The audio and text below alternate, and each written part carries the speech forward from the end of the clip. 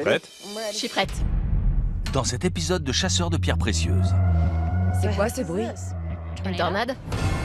les intempéries font rage dans les contreforts. Il y a de violentes chutes de grêle à Colorado Springs. Si jamais Utah Pass est inondé, on est coincé ici. Ridge Frettard s'aventure sous terre en territoire dangereux. Ici. Le gaz passe ici. On pourrait se retrouver piégé ici? On ferait peut-être mieux de rebrousser chemin. Ils sont à la recherche d'un spécimen minéralogique découvert il y a peu dans le Colorado. On en tient une bonne. Elle est incroyable.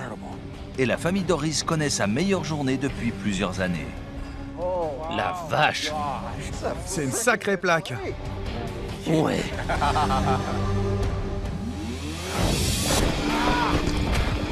Voici les chasseurs de pierres précieuses. C'est une gemme. Ils cherchent à faire fortune. Ouais! Mais cette chasse aux minéraux est semée d'embûches. Les tempêtes, les éboulements, sans oublier les voleurs en font une quête dangereuse. Tous aux abris!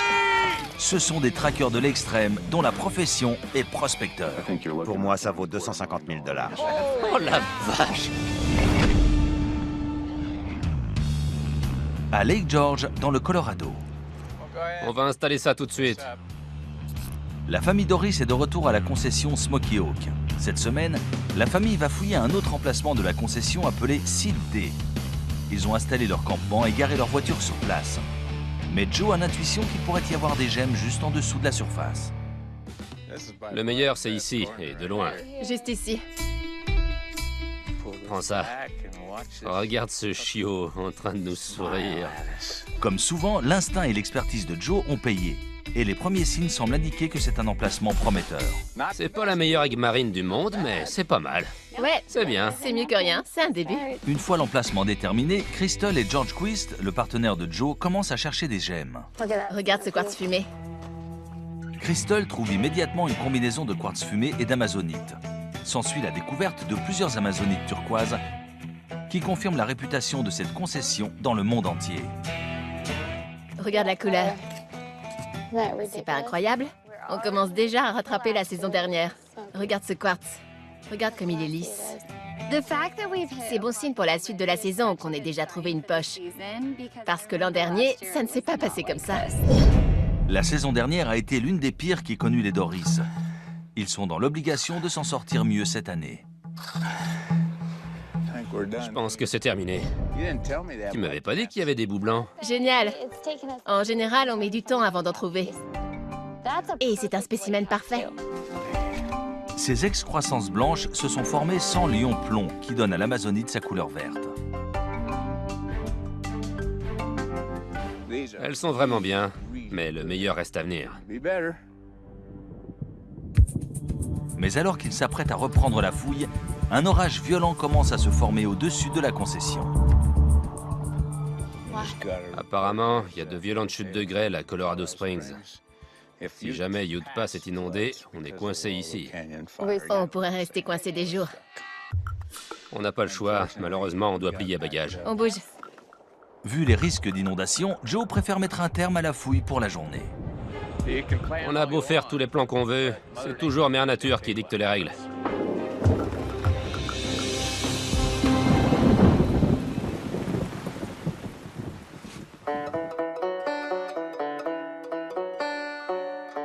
Près de la ville de Cripple Creek, Colorado, Ridge Frettard rend visite à son vieil ami Jack McGee, qui est prospecteur également.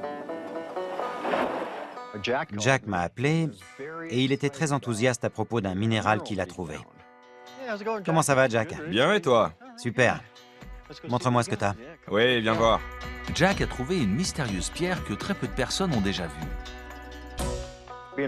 Je suis passionné de pierre, donc je suis curieux de voir ce qu'il a. Jack a découvert quelque chose de nouveau. Je sais ce que ça fait, c'est très grisant. Dans la famille de Jack, on est prospecteur depuis 4 générations. Il n'a pas l'habitude de sécher quand il s'agit d'identifier un minéral. Jack et sa sœur ont trouvé ce spécimen dans les environs de Cripple Creek, une région connue dans le monde entier pour son minerai d'or. Mais ce minerai est d'un type très particulier. C'est vraiment cool. J'ai appelé Rich parce que je le connais depuis toujours. Je sais que ça fait des années qu'il creuse dans le district. Et j'avais envie qu'il me donne son avis sur ce que j'ai trouvé. Pour être honnête avec toi, je n'ai jamais rien vu de semblable. Ce qui est sûr, c'est que ce sont des cubes de fluorite, j'en suis certain. Ouais. Je connais tous les minéraux qui la composent. La fluorite, la barite, la limonite, c'est assez compliqué. Mais ce qu'il a trouvé est magnifique, c'est génial. Je suis vraiment content qu'il m'ait appelé. Je pense que tu as trouvé quelque chose d'unique. Ah ouais? On l'a trouvé à Buck Tunnel. Je connais cet endroit. Buck Tunnel est bien plus qu'un tunnel de transport de minerais. Buck Tunnel n'est qu'une petite partie du grand district qui est Cripple Creek. On surnomme cet endroit le bol d'or. Il fait 10 km de circonférence. Ça correspond à la caldeira d'un volcan éteint. On trouve des mines de 50 mètres jusqu'à environ 900 mètres de profondeur. Elles sont exploitées depuis plus de 100 ans. Et on est nombreux à penser que la moitié de l'or qui s'y trouvait n'a pas encore été extrait. Tu comptes y retourner quand? À 8 h du mat. Je prends ça comme une invitation? Oui, Super, je serai là. Je suis impatient. moi aussi.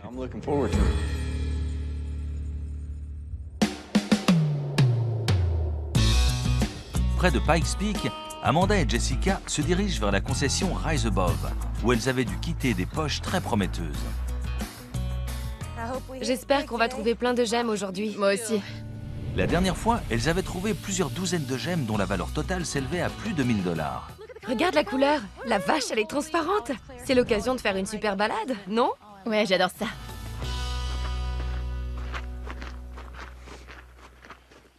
Oh, Amanda. Ils ont enlevé toutes les bâches. Regarde ça. Non, toi, regarde ça. C'est une blague. On est arrivé à la concession et on a tout de suite vu que tout avait été saccagé. Quelqu'un s'est installé ici pendant quelques jours et a laissé ses ordures. Regarde les ordures qu'il y a plus bas. C'est comme si quelqu'un était rentré chez nous. J'y crois pas. C'est comme rentrer chez soi et s'apercevoir qu'on s'est fait cambrioler. En général, ils ne font pas le ménage après. Ils saccagent tout pour trouver ce qu'ils cherchent. C'est pareil ici. Regarde-moi ce bazar. Des fourmis, génial. Super. On ferait bien de vérifier les poches. Ouais, c'est clair. La poche de quartz fumé est ce qu'il y a de plus précieux dans le campement, et certains signes semblent indiquer que quelqu'un a creusé. Quand on est parti, il n'y avait pas de pegmatite à l'extérieur. Et là, de la pegmatite a été extraite et jetée dans le trou. D'après mon expérience, ils n'ont pas dû trouver grand-chose. Un cristal ou deux s'ils ont eu de la chance, mais ça se voit qu'ils ne savaient pas du tout ce qu'ils faisaient. On dirait qu'ils n'ont pas atteint le cœur de la pegmatite, mais ce n'est pas faute d'avoir essayé. En voilà. Ce ne sont pas des pilleurs très malins. Pas vraiment. Il m'a fallu que 2 secondes. Une jolie petite hématite. Elles vont devoir nettoyer le camp sans perdre de temps si elles veulent avoir une chance de creuser avant la tombée de la nuit. Burk. Elles commencent par étendre les toiles de tente pour les faire sécher. C'est quoi ce bruit? Elles sont interrompues dans leur labeur par des sirènes qui retentissent au loin pour signaler aux habitants du coin qu'un danger pointe à l'horizon. Une tornade? Sur la concession Rise Above, près de Pikes Peak. Le cyclone qui se dirige vers la concession des Doris, à 60 km de là, se rapproche également de la concession Rise Above. C'est quoi ce bruit? Une tornade? C'est la sirène d'inondation de Manitou. Tu te souviens des sirènes en cas d'inondation? C'est bizarre qu'on les entende d'ici. Ouais, j'imagine qu'il va pleuvoir des cordes en bas s'il faut retentir les sirènes. Il y a une sacrée tempête qui se prépare. Ça s'annonce mal.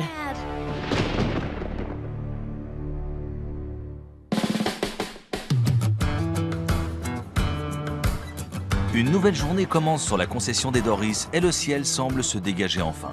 Allons-y. Joe est accompagné aujourd'hui de son fils Scott, sa femme Jackie et de sa petite fille de 6 mois, Nora Jo. Regardez ça. C'est ma petite fille. Elle est précoce. C'est la première fois que Nora Jo vient ici, vu qu'elle n'a que 6 mois. Coucou mon petit bout de chou. Ça a une signification particulière pour moi. Alors? Comment ça se présente? Je vois une plaque pas mal qui dépasse. Regarde-moi ça. Après seulement quelques instants, Tim et Scott mettent au jour une nouvelle poche. Ça devrait être bon, je pense. Elle va sortir en plusieurs morceaux. Ouais. Vise-moi un peu ça. La vache! Il est où le gros quartz? Je pense qu'il s'assemble. Je crois qu'il est là-dedans. C'est super. Regarde ça, papa. Oh, mais je vois. Oh la vache, c'est une pierre de malade. Regarde-moi ce machin. J'y crois pas. C'est dingue. On est vraiment tombé sur une super poche. Que des gemmes de choix. Au moins une douzaine de pièces de qualité supérieure. J'ai senti une goutte d'eau. Une fois de plus, le mauvais temps menace de contrecarrer leur plan. Ils décident d'attendre de voir dans quelle direction l'orage va se diriger. La vache! Du soleil! Par chance, l'orage a épargné la concession et ils se remettent au travail. Je vais sortir ce truc. Préparez-vous les gars.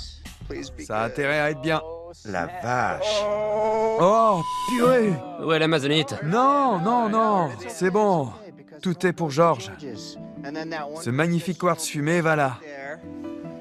Et attention, c'est là que tout se joue. J'espère qu'il est complet. Il manque un morceau. Si j'arrive à trouver le bout qui manque, cette pierre va se vendre très cher. Je laisse faire le pro et je vais ranger ça. T'es prêt pour celui-là, Scott? Toujours prêt, Tim. Attention, mesdames et messieurs. Elle est d'une qualité impressionnante. Aux abords de Pikes Peak, dans le Colorado, le ciel est dégagé.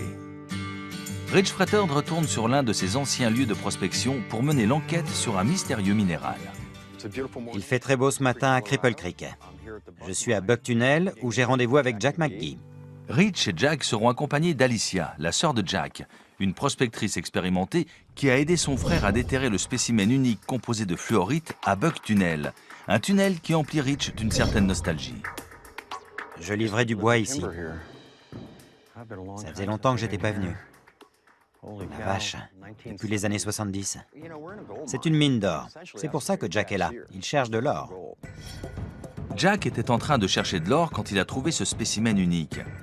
Rich et Jack pensent que personne n'avait jamais trouvé ces différents minéraux combinés jusque-là. Si ça s'avère être vrai, sa valeur va beaucoup augmenter. Ça va être super de voir ce qu'il reste dedans, de voir ce que les mineurs ont laissé.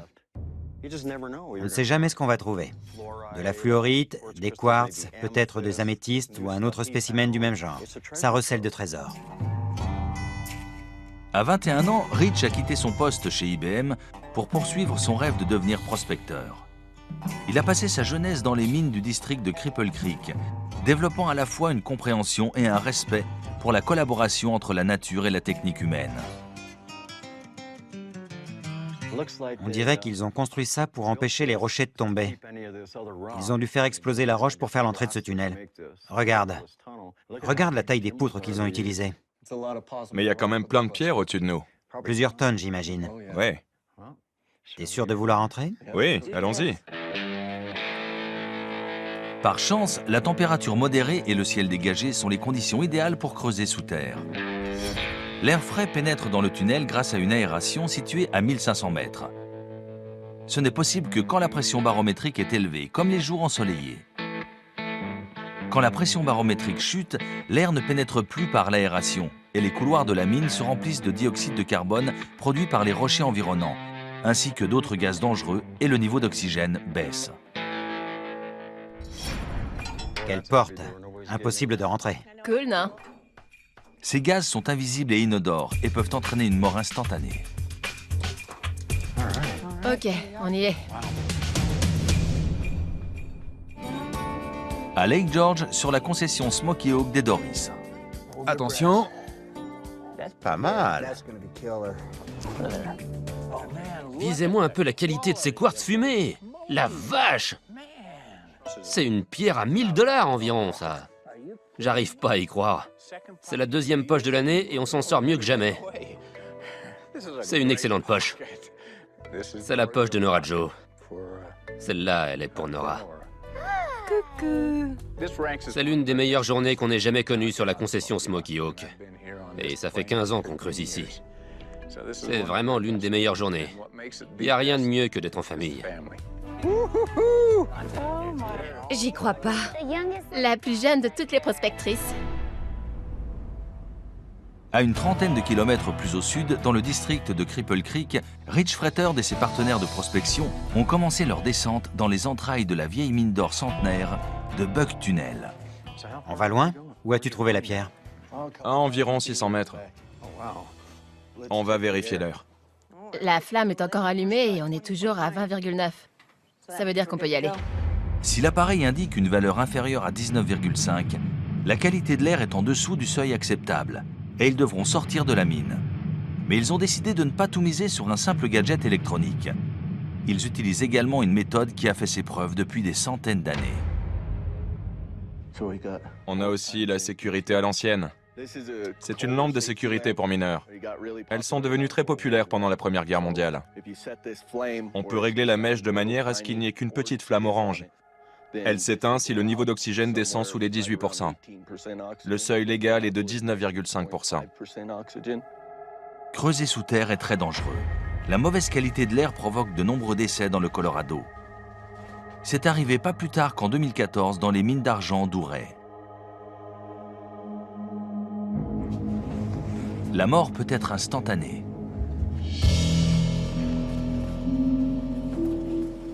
C'est ici qu'on doit vérifier la qualité de l'air. Avant d'aller plus loin, ils doivent d'abord effectuer une série de tests dans cette alcôve. Ils veulent savoir si le taux de dioxyde de carbone augmente et s'il se propage au tunnel principal. Avant de s'enfoncer plus loin, il faut faire attention ici à bien vérifier que le gaz ne pénètre pas dans le tunnel principal, pour ne pas se retrouver coincé. En utilisant la lampe et des briquets au butane, ils peuvent estimer le taux de dioxyde de carbone. S'il est élevé, cela peut vouloir dire qu'une zone de dépression est en train de se former et qu'ils doivent quitter la mine rapidement. Ici, c'est bon. Vérifie. Descends. C'est bon. Ici. Le gaz passe ici. Rich et Jack ont détecté des bulles de CO2 qui se forment près du sol. Quand ils pénètrent dans une bulle, cela a pour effet de remuer le dioxyde de carbone autour d'eux. Juste ici. C'est ici que ça devient bizarre. Regardez, regardez. Ils savent maintenant que du CO2 s'accumule dans l'alcôve. L'important est de savoir s'il se propage jusqu'au tunnel principal. Regarde la direction que prend la flamme. C'est vers la sortie. Ouais. En arrivant de l'alcôve dans cette direction, le gaz va se heurter à la paroi de la cave et repartir dans l'autre sens. Un mur de CO2 va se former et ils ne pourront plus sortir de la mine. J'avais entendu dire qu'une dépression devait se déplacer par ici dans l'après-midi. Oui, il doit sûrement pleuvoir dehors. Une dépression s'est installée. Et ça continue. Plus la pression baisse et plus la mine se remplit de gaz. On pourrait se retrouver coincé plus bas. Vu ce qu'on vient de constater, on ferait mieux de sortir d'ici. Ouais, C'est la meilleure décision à prendre. d'accord.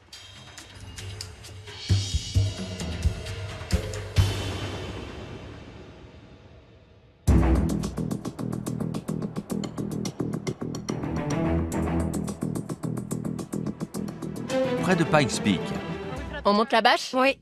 Et il risque de pleuvoir beaucoup. à quelques kilomètres de la concession d'Amanda, le système orageux signalé par les sirènes d'alerte a provoqué des inondations à Manitou Springs. Mais la tempête s'est également accompagnée d'impacts de foudre, de chutes de grêle et de vents dépassant les 100 km/h. Amanda et Jessica ont fini de nettoyer le campement et peuvent enfin commencer à creuser. La dernière fois qu'on était là, on a trouvé de super minéraux, des cristaux magnifiques.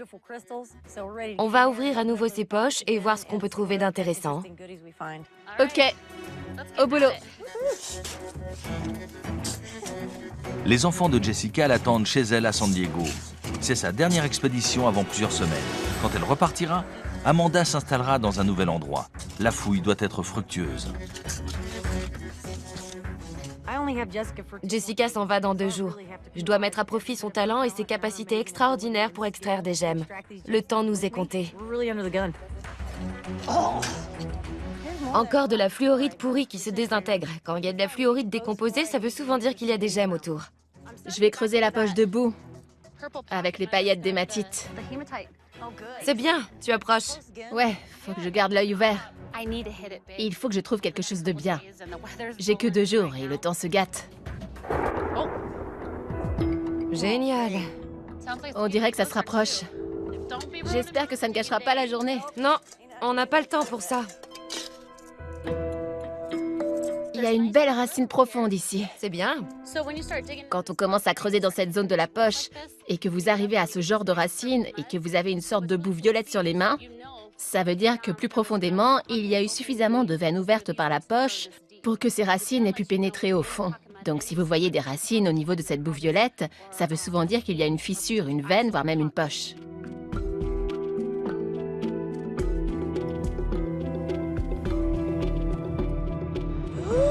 Une rosette.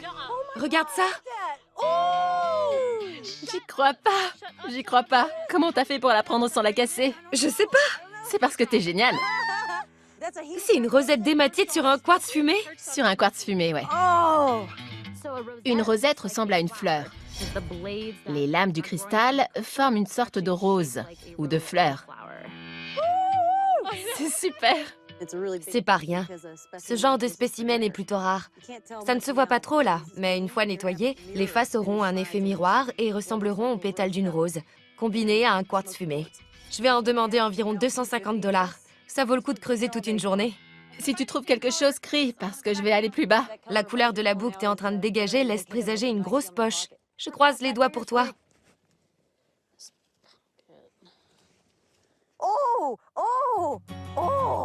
Quoi?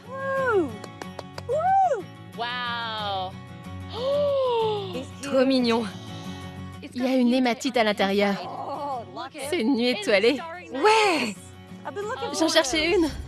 Une nuit étoilée est le nom que l'on donne à un quartz fumé dont le cristal renferme une hématite.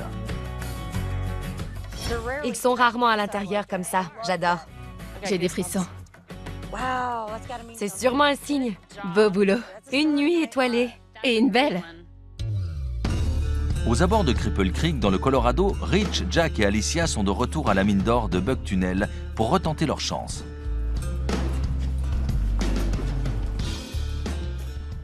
Comment est la qualité de l'air? Je regarde. La veille, ils ont dû évacuer la mine prématurément à cause de la mauvaise qualité de l'air. On est toujours à 19,9 et la flamme est stable. 19,9, c'est bien. Oui. Ok. Un taux de 19,9 signifie que la qualité de l'air ne présente pas de risque. Waouh. Regarde le boulot qu'ils ont fait. Regarde toutes ces cales. Pour éviter que le tunnel s'effondre, des structures en bois ont été construites dans les zones où la roche était instable. C'est principalement du bois. Ils ont mis ces cales pour créer une pression sur la paroi et sur les poutres. C'est pas prêt de bouger. Non, C'est un système très simple. et ça ne bougera pas, mais c'est mis à l'épreuve. On vient de traverser un passage où il y avait des pierres apparentes. Ça a été rafistolé par endroits et ça pourrait nous tomber dessus. Il y a 500 kilos de pierres au-dessus de ça.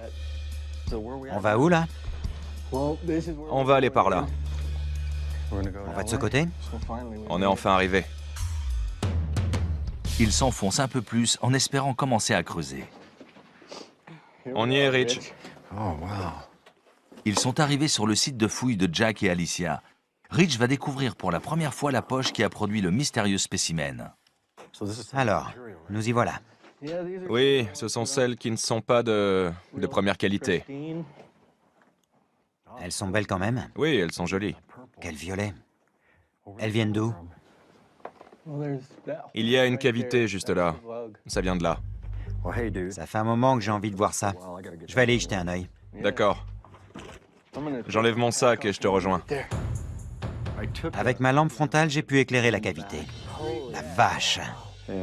À environ 4 mètres, j'ai vu de magnifiques cristaux de fluorite ou de barite avec de la limonite dessus. Ils étaient énormes. Il faut qu'on arrive à les atteindre pour pouvoir les sortir. C'est une chose de les voir, mais il reste à trouver un moyen d'y accéder. Tu vois le problème? On a repéré de gros cristaux dans le fond, mais on ne peut pas les atteindre.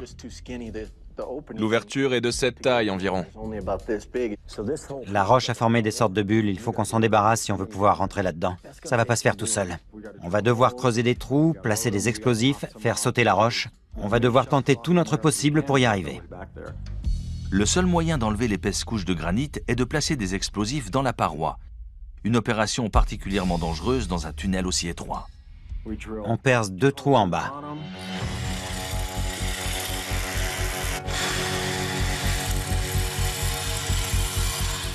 On en perce un autre en haut pour former un triangle. Et pour influer la trajectoire, on perce un 4e trou dans lequel on ne placera pas d'explosifs.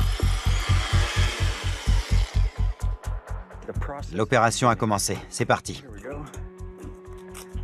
Elles sont là.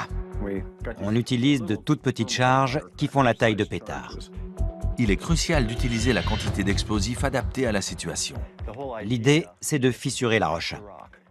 Ensuite, on va y aller au pied de biche et à la massue pour briser la roche et dégager la voie. Mets-en une là. Oui, on va commencer par celui-là. Ça va marcher. Pour faire exploser les charges, ils vont utiliser un détonateur à pression d'air.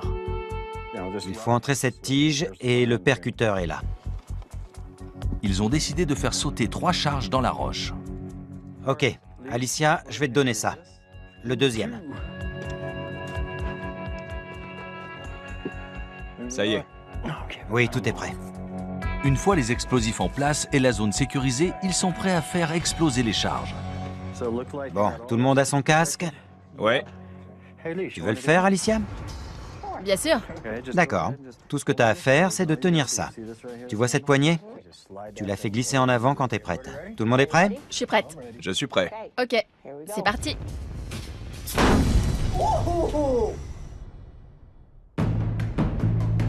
À Lake George, dans le Colorado. La famille Doris est de retour sur le site D de sa concession Smoky Hawk. Le site D est différent des autres sites de Smoky Hawk. On y trouve des dizaines de toutes petites pegmatites dans son sol. C'est une vraie fourmilière là-dessous. Une pegmatite est une veine de roche cristalline dans le sol qui constitue en général une bonne indication pour les prospecteurs comme Joe qui savent lire ce genre de signes. Quand la pegmatite change subitement de direction, comme ici, il y a plus de chances qu'une poche se forme. Et c'est exactement ce qui s'est passé ici. J'ai mis 30 ans à comprendre ça.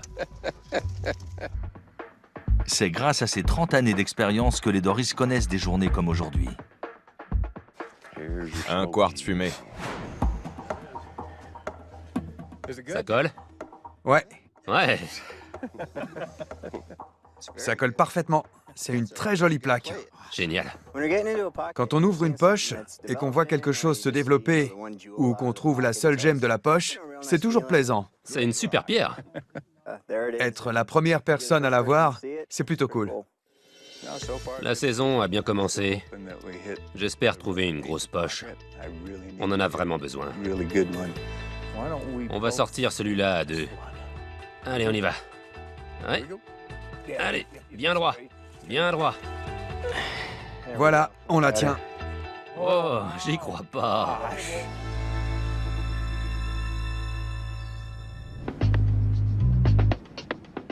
À Lake George, sur la concession Smoky Hawk de la famille Doris. Voilà, on la tient. Oh, j'y crois pas. C'est une sacrée plaque. Vise-moi un peu ce truc. C'est un joli groupe. Le mieux, c'est de retourner une pierre et de voir qu'il y a un truc génial derrière. C'est le genre de pierre qu'on pose sur une étagère. Elle pourrait valoir dans les 20 000 $, voire même un peu plus. Une plaque intacte de cette taille, constituée d'amazonite verte et de quartz fumé, est une perle rare. Les trouver, c'est la moitié de la bataille. Ouais, en voyant ça, n'importe qui dirait. Ouais, c'est moche comme ça. Mais on sait comment nettoyer ces pierres et les rendre sexy. Il faudra des années pour nettoyer et préparer ce spécimen avant de le mettre sur le marché. En attendant, ils doivent trouver d'autres gemmes à présenter à la foire aux minéraux qui aura lieu plus tard cette année. Ça, c'est... Super! Tu penses que ça vaut combien? C'est une pièce à 500 $. Regarde un peu le joli quartz fumé qu'il y a dessus. C'est une vraie pierre de collectionneur. Dans cette poche, je pense qu'il doit y en avoir pour 50 ou 60 000 $. Cette poche à 50 000 $ reposait littéralement sous leurs pieds pendant des années. Avant, on garait nos voitures sur le site D. On était au-dessus d'une véritable mine d'or qui contenait des spécimens incroyables, sans même qu'on s'en doute. Le site D est l'un de ces endroits que j'aimerais ne jamais voir disparaître. Je sais que ça arrivera, mais on va continuer à l'exploiter tant qu'on peut. La semaine a été très productive pour la famille Doris, mais ils doivent arrêter les fouilles sur le site D. Tu veux rentrer à la maison?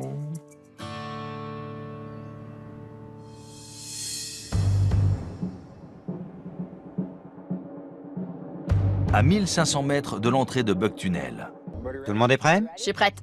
Je suis prêt.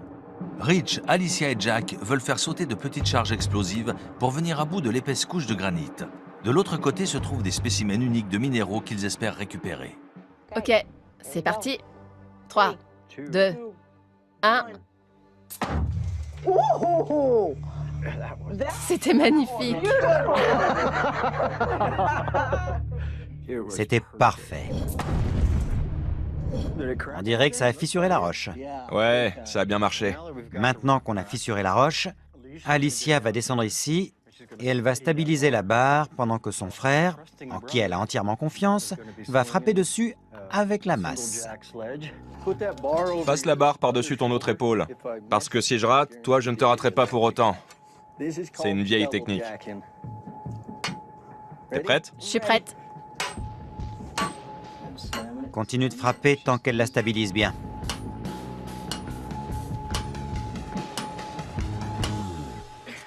Voilà, c'est bon. Cette partie a l'air de s'enlever. Parfait. Et voilà. Regarde ça.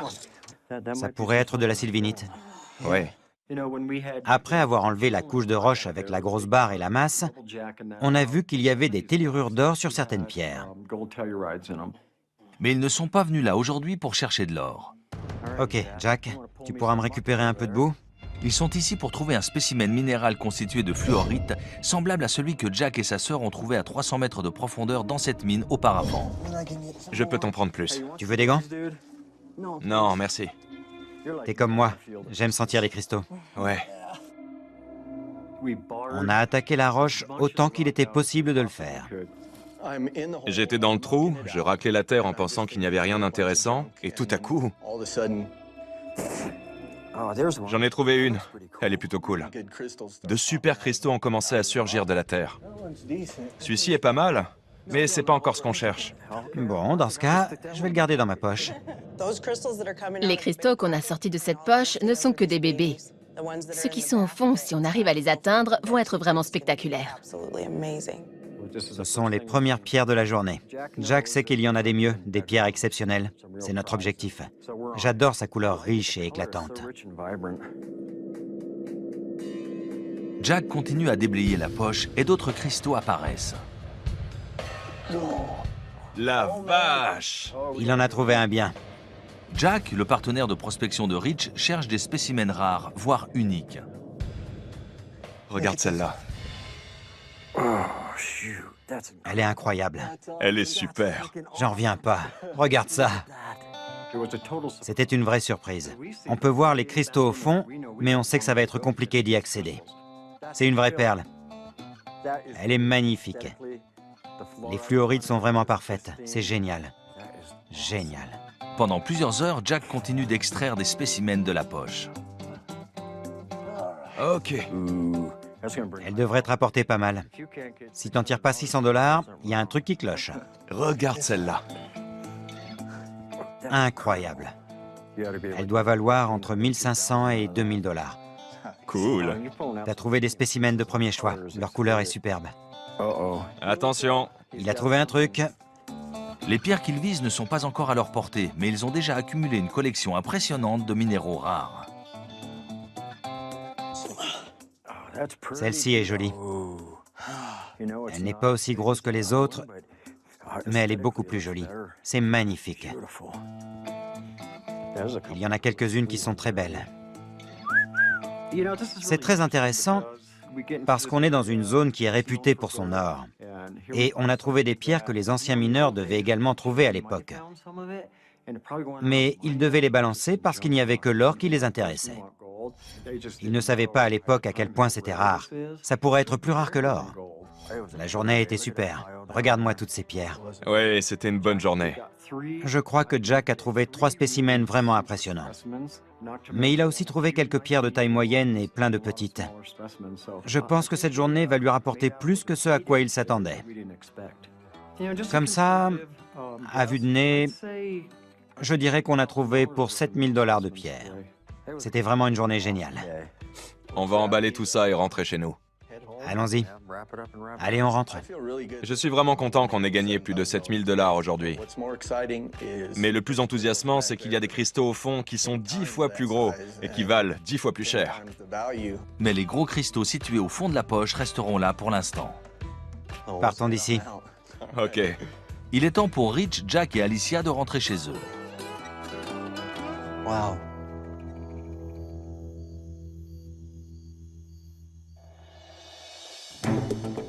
Près de Pikes Peak, dans le Colorado, le ciel est couvert. C'est le début de la dernière journée d'Amanda et Jessica sur la concession Rise Above. J'espère que tu auras l'occasion de retourner dans la poche et qu'on pourra travailler dans cette zone aujourd'hui. Une fois qu'on aura sorti tout ça, on pourra travailler ensemble. Avant que l'orage éclate, avec un peu de chance. C'était le tonnerre? Ouais, C'est ce que je me disais. la vache, c'est super profond. Super. Génial, Allons-y. ça me va.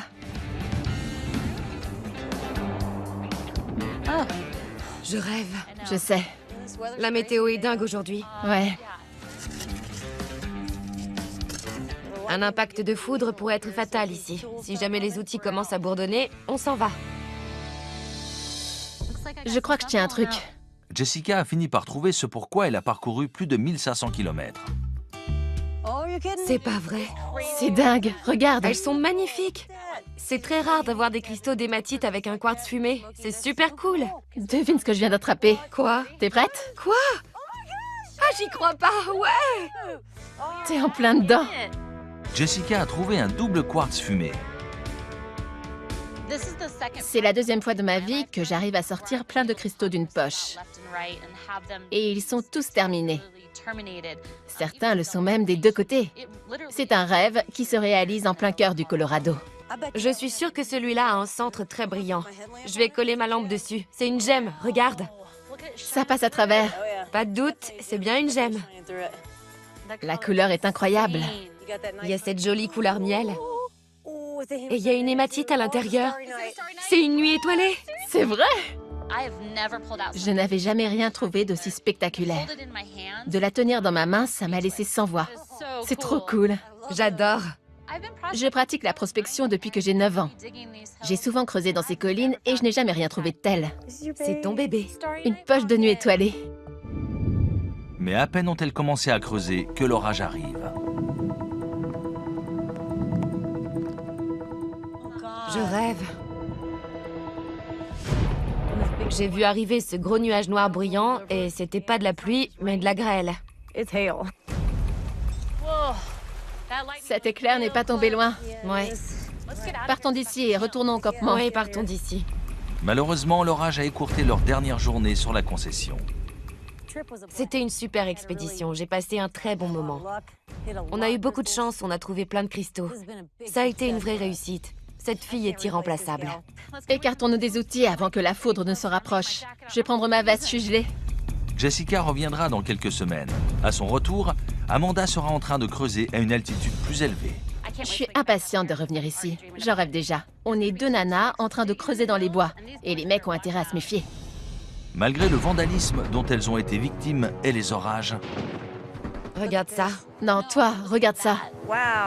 Amanda et Jessica ont eu une bonne dernière semaine et ont trouvé pour 2000 $ de quartz fumé et une rosette d'hématite montée sur un quartz fumé. Une rosette? Regarde ça. Il en a trouvé un bien. La vache! Il ne sait que dire la vache. Rich, Jack et Alicia ont extrait des spécimens rares dont la valeur pourrait s'élever à 7000 $. Ils espèrent les faire estimer par des experts plus tard cette année. C'est génial. Regarde ça. C'est une vraie perle. La vache! C'est une sacrée plaque.